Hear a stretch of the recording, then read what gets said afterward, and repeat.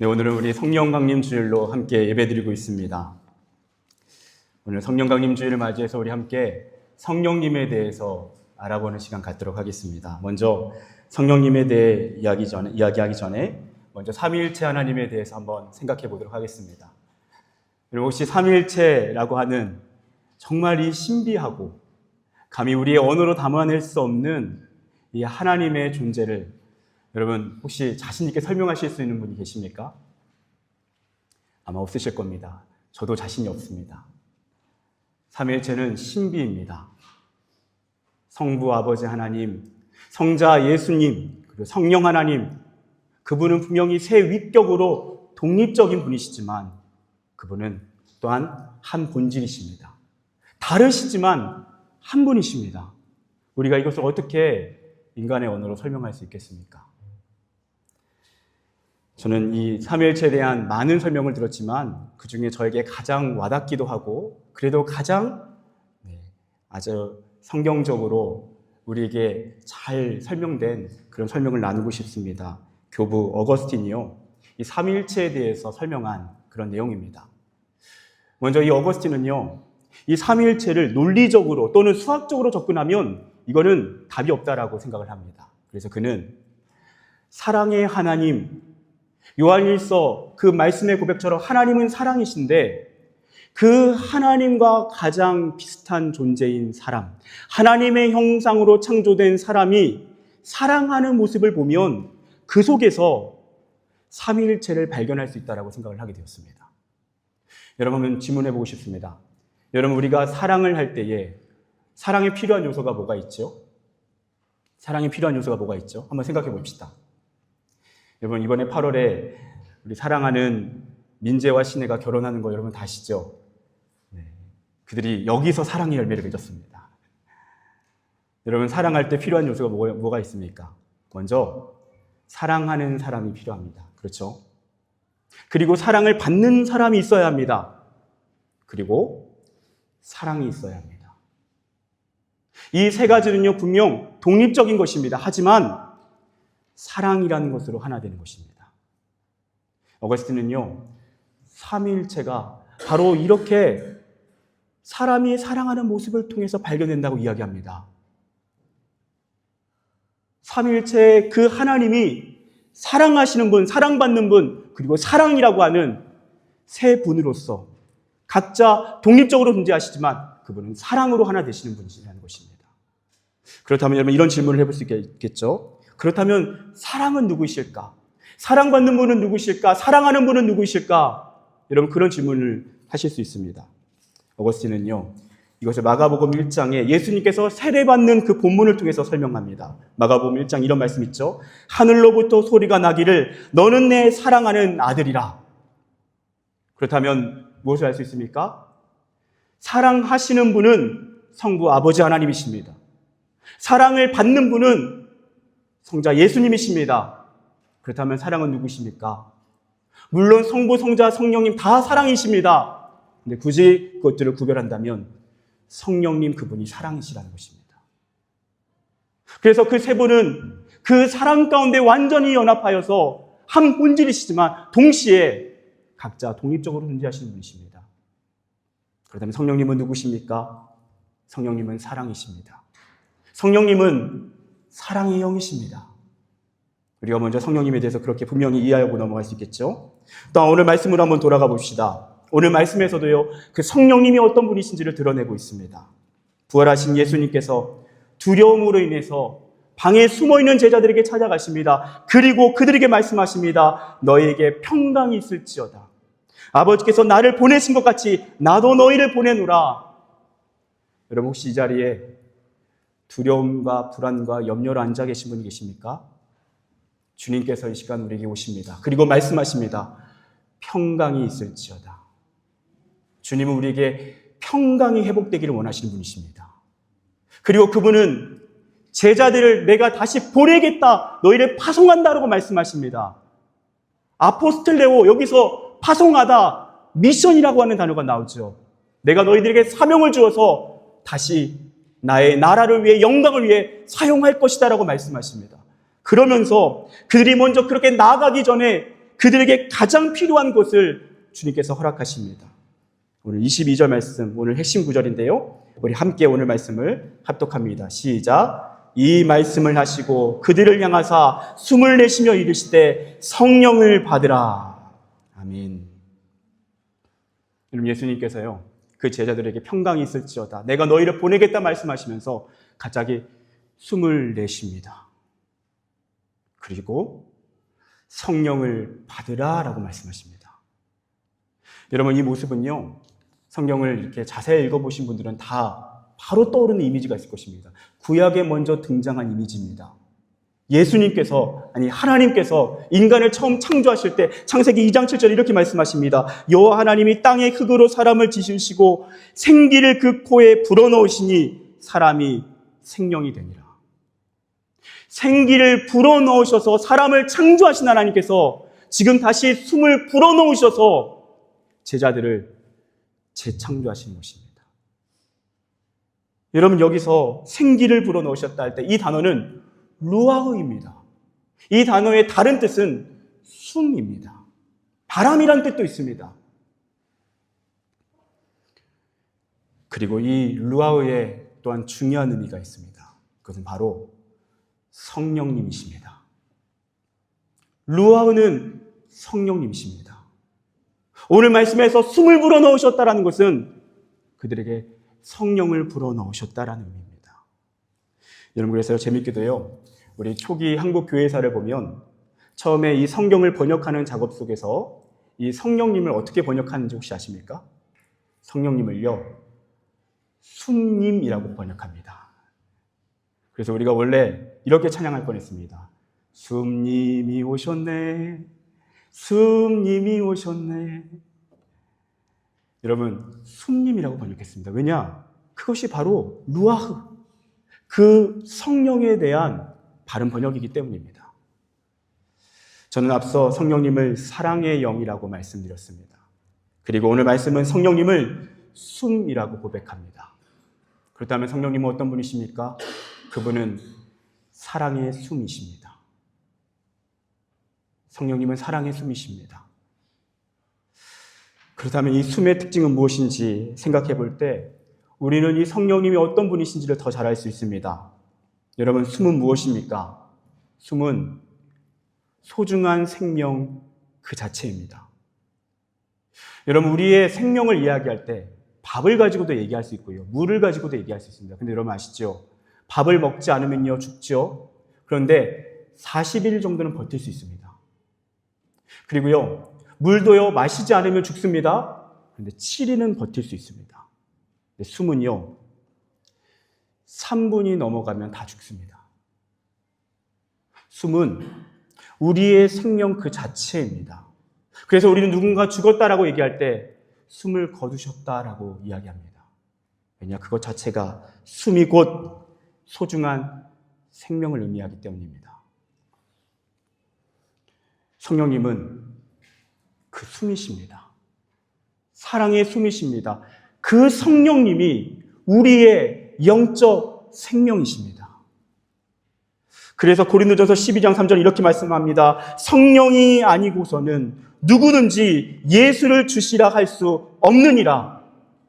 여러분, 누구든지 성령의 은혜가 없다면 예수님을 믿을 수가 없습니다. 예수님을 주님으로 고백할 수 없습니다. 그 말은 곧 구원받을 수 없습니다. 영적 생명을 누릴 수 없습니다. 여러분, 이 자리에 예수님을 나의 주님으로, 그 주님이 나의 구원자로 믿어주시는 분이 계십니까?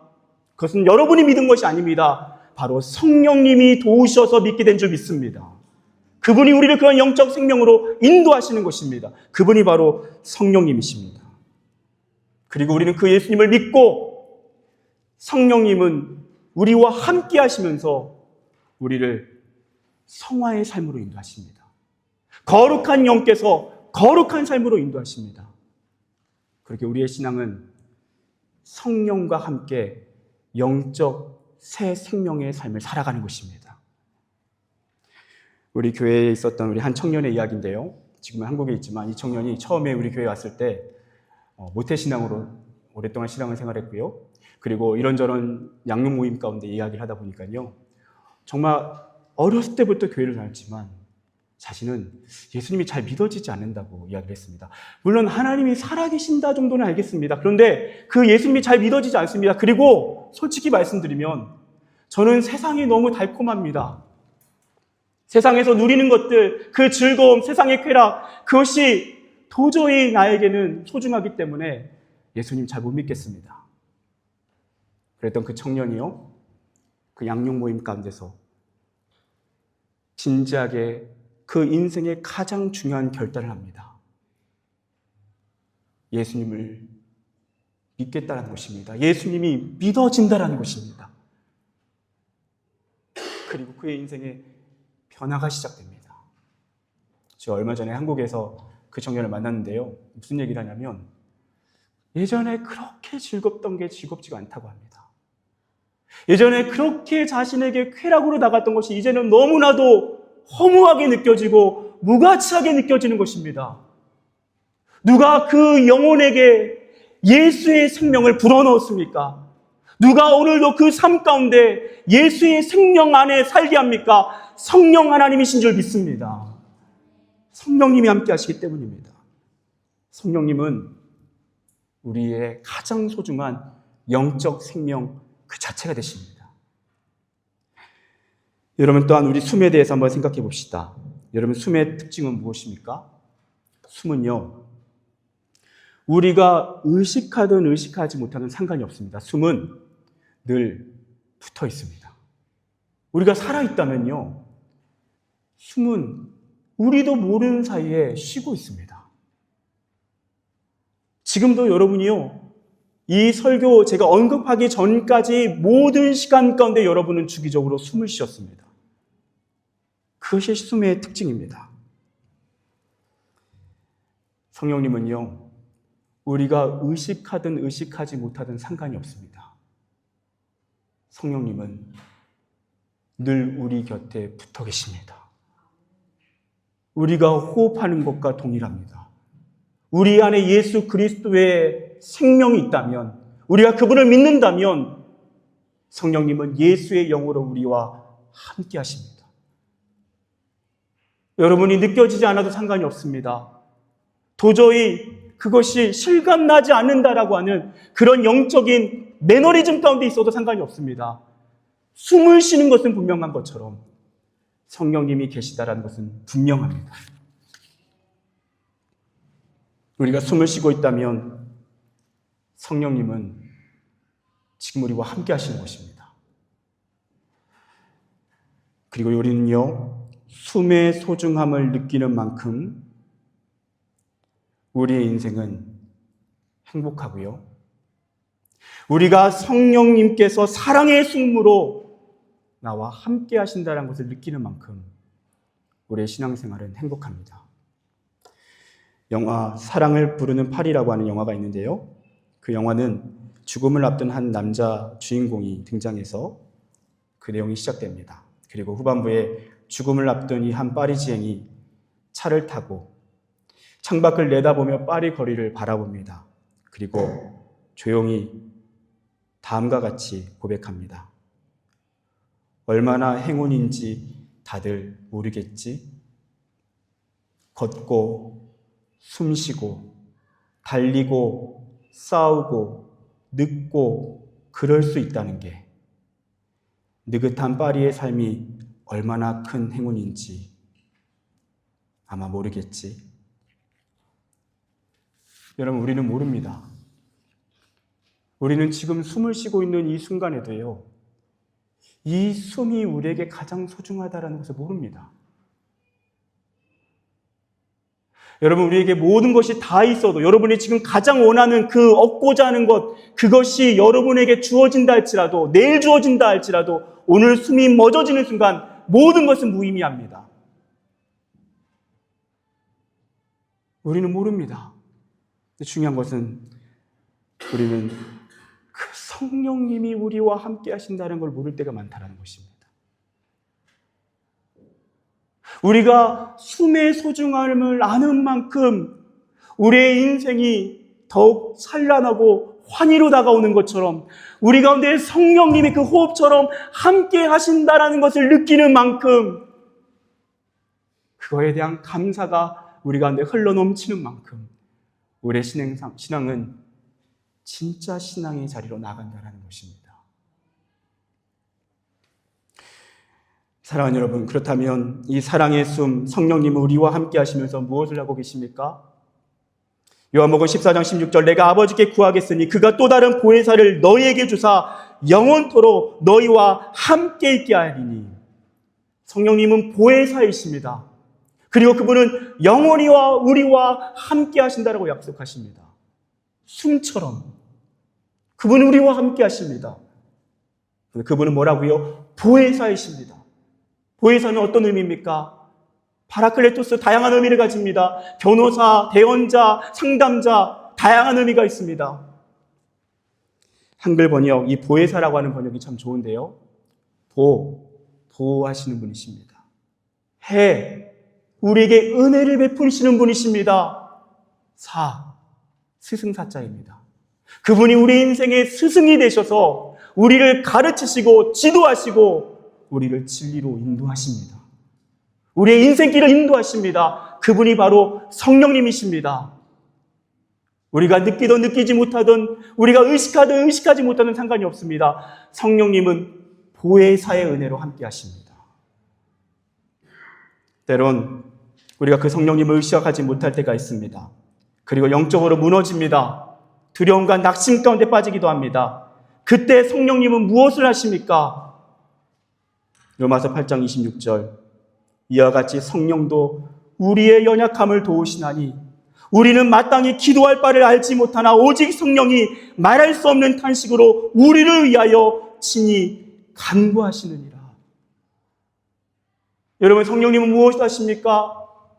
우리가 아무것도 할 수 없을 때, 영적으로 완전히 무너져서 매너리즘과 그 영적 권태기에 빠져 있을 때, 그리고 두려움과 낙심에 빠져 있을 때 그 성령님은 무엇 하십니까? 느껴지지 않습니까? 그분은 분명히 지금도 하십니다. 일하십니다. 무엇을 하십니까? 우리를 위하여 말할 수 없는 탄식으로 간구하시며 기도하십니다. 우리의 회복을 도우십니다. 우리를 홀로 두지 아니하시고요. 우리를 고아처럼 내버려 두지 않으십니다. 그분은 그 가운데서도 우리와 함께 하신다는 것입니다. 그래서 우리가 참 사랑하는 찬양이 있죠. 누군가 널 위하여 누군가 기도하네. 내가 홀로 외로워서 마음이 무너질 때 누군가 널 위해 기도하네.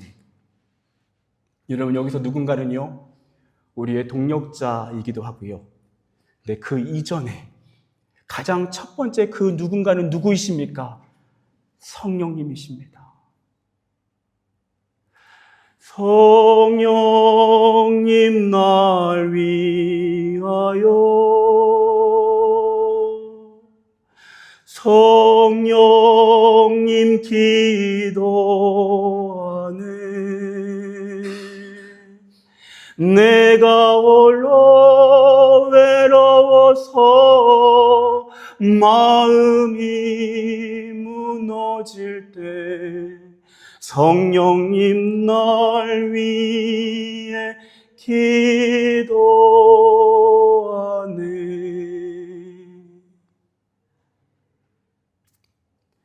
우리가 홀로 외로워서 마음이 무너질 때, 그래서 우리가 하나님을 외면하고 하나님을 부정하고 하나님을 거부할 때, 그때 성령님 무엇을 하십니까? 그분은 말할 수 없는 탄식으로 우리를 위해 간구하십니다. 기도하십니다. 우리를 반드시 회복으로 이끄십니다. 그분이 우리 성령님이십니다. 여러분, 우리가 그 성령님을 의식하지 못하는 삶을 살아가다가 그 성령님을 의식하고 그 성령님을 인정하고 그 성령님을 환영하고 그 성령님과 동행하는 삶을 살아가게 됩니다. 그 삶이 어떤 삶입니까? 바로 성령 충만한 삶입니다. 그래서 우리가 성령 충만을 경험할 때에, 그때에 우리는 우리에게 주어진 우리의 인생의 사명을 온전히 감당할 수 있습니다. 그래서 너희에게 평안이 있으라고 말씀하신 하나님께서 이제는 내가 너희를 보내겠다, 다시 파송하겠다라고 말씀하십니다. 그러면서 성령을 주십니다. 그리고 그 성령님을 주시면서 이렇게 말씀하십니다. 23절에 너희가 누구의 죄든지 사하면 사하여질 것이요 누구의 죄든지 그대로 두면 그대로 있으리라. 여러분 무슨 말씀입니까? 우리가 우리에게 주어진 사명을 통해서 복음을 전합니다. 오직 성령의 능력 안에서 복음을 전합니다. 그러면 그 선포된 복음을 통해서 그 복음을 믿는 자는 생명을 얻습니다. 죄 용서를 받습니다. 그렇지 못한 자에게는 안타까운 상황이 주어집니다. 그 위대한, 그 영원한 생명을 결정하는 그 위대한 사명은 성령의 은혜로만 가능한 줄 믿습니다. 성령 충만할 때만 가능합니다. 유명한 출판사 대표의 이야기입니다. 이분이 참 잘 나가던 출판사를 운영하다가요, 큰 위기가 찾아옵니다. 매달 5천만 원, 아니 1억까지 적자가 생기기 시작합니다. 어디에 손 쓸 길도 없습니다. 부도의 위기가 찾아오고 있습니다. 더 이상 방법이 없습니다. 그래서 할 수 있는 것이 아무것도 없어서 밤에 잠도 오지 않자 하나님 앞에 부르짖기 시작합니다. 돈을 달라고, 하나님 제발 돈 좀 달라고 하나님께 부르짖으며 기도하기 시작합니다. 그러자 하나님께서 그에게 주셨습니다. 근데 놀랍게도 돈을 주시지 않고 성령 충만함을 주셨습니다. 돈을 주셔야 되는데 성령 충만함의 은혜를 주셨습니다. 근데 놀랍게도 상황은 전혀 달라진 것이 없는데 그 마음에 평강이 임합니다. 놀라운 거는요, 성령님이 크게 나를 장악하시다 보니까 그 철저한 위기의 상황이 작아지기 시작합니다. 사랑하는 여러분, 여러분 안에 성령이 충만하다면 여러분의 그 어려운 상황이 작아 보일 것입니다. 근데 만약에 여러분이 성령이 충만하지 못하시다면 여러분 그 상황에 압도되고 계실 것입니다. 여러분의 필요한 것은 성령의 충만함입니다. 그분이 성령의 충만함을 더욱 구하기 시작합니다. 그가 돈을 구하지 않고 이제는 성령을 구하기 시작합니다. 그리고 성령님께서 그에게 어떻게 성령님을 의지하는 것인지를 알려주기 시작합니다. 성령님께 삶을 맡기는 법을 배우기 시작합니다. 자신의 능력으로 살아가는 것이 아니라 성령의 은혜 안에 살아가는 법을 배우기 시작합니다. 그리고 성령께서 어느 순간 그 모든 문제들을 하나하나 정리하기 시작하십니다. 그는 그 모든 문제가 회복되었을 뿐만 아니라 그 살아계신 하나님을 증거하며 살아가고 있는 것입니다. 사랑하는 여러분, 예수님을 믿으십니까? 만약에 믿지 못하신 분이 계신다면 괜찮습니다. 여러분이 믿는 것이 아닙니다. 성령님이 도와주셔야지만 믿을 수 있습니다. 성령님께 도움을 구하십시오. 성령의 은혜를 구하십시오. 혹시 이 자리에 예수님을 믿는다라는 분명한 믿음 안에 있는 분이 계십니까? 여러분 기억하십시오. 성령님이 붙어 계십니다. 여러분이 숨을 쉬는 것을 느끼든 못 느끼든 상관이 없이 숨을 쉬고 있는 것처럼, 숨이 함께하는 것처럼, 숨이 붙어 있는 것처럼 여러분이 성령님을 느끼든 느끼지 못하든 상관이 없습니다. 성령님이 붙어 계십니다. 성령님이 함께 하십니다. 그 숨의 소중함을 알고 감격하는 삶, 그렇기 때문에 성령님이 함께 하심을 알고 그 사랑의 숨을 쉬며 나와 함께 하시는 성령으로 인하여 감사하는 삶을 살기 원합니다. 어떻게 가능합니까? 성령 충만함으로만 가능합니다. 술 취하지 말라, 이는 방탕한 것이니 오직 성령의 충만함을 받으라. 성령의 충만함을 구하십시오. 다시 구하십시오. 이미 주셨습니다. 이미 호흡하고 있습니다. 이미 숨쉬고 있습니다. 사랑의 숨으로 주님이 우리와 함께 하십니다. 그 사랑의 숨이신 성령께서 구하라고 말씀하십니다. 나를 성령으로 충만하게 하여 주시옵소서. 그리할 때 우리의 모든 문제가 작아지기 시작합니다. 우리에게 주어진 사명을 다시 감당하게 될 것입니다. 성령 강림 주일, 다시 성령으로 충만하여서 그 생명력 넘치는 삶으로 살아가시기를, 그런 저와 여러분 되시기를 축복합니다. 함께 기도하겠습니다.